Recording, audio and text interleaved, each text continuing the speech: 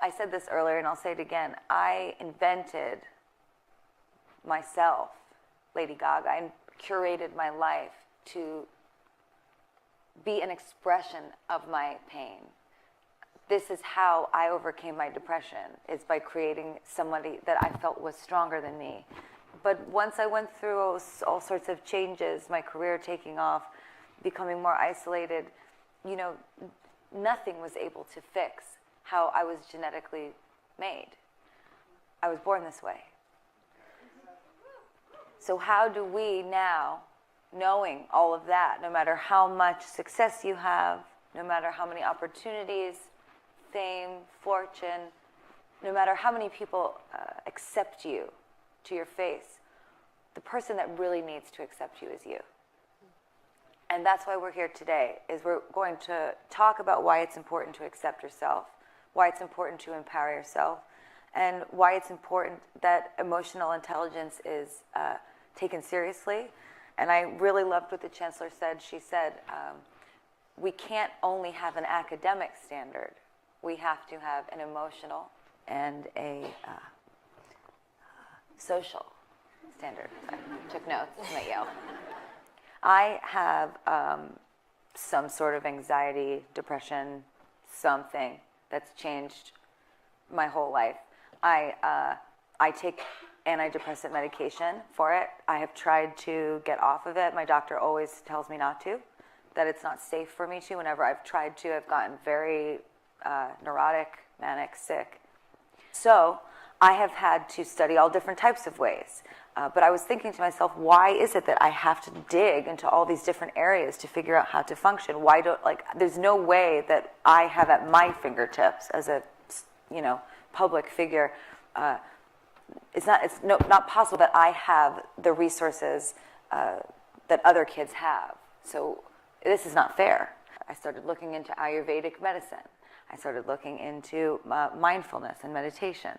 I started looking into a mantra. I do acupuncture. I do cupping. I pray sometimes. I make music. I write poetry. I'm an actress now. That's helped me a lot. But so these are the things that I started to do. But what helped me the most, that I want to impress upon all of you, is that I realized that part of my identity is saying no to things I don't want to do.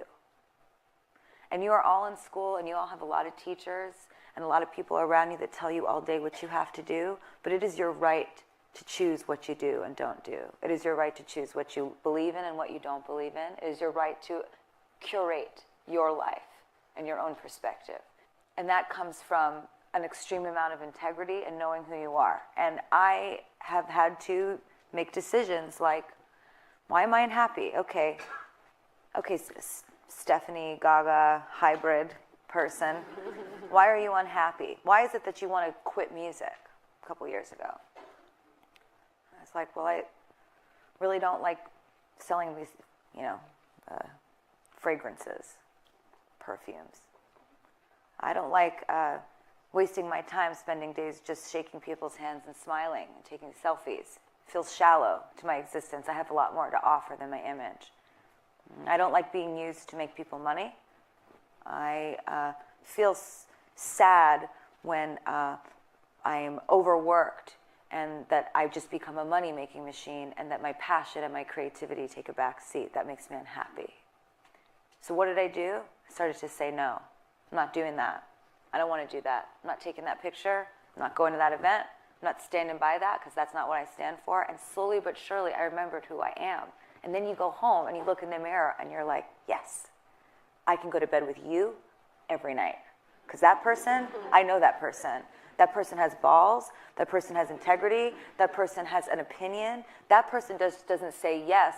That person doesn't get a text from somebody and say, oh my God, they wrote this and they sent this emoji. Should I write this back? What do you think? Is that okay to say? Are they going to like me if I say that? Should I say something different? This is the age that we live in. We're not actually communicating with each other. We are unconsciously communicating lies. And so that's what I would say. So my long answer to that question is that I check in with myself throughout the day. And I say, do I really want to do this? And if the answer is no, I don't do it. And you shouldn't either. There's the opposite of being mindful is being unconscious. So don't be unconscious all day on your fucking phone.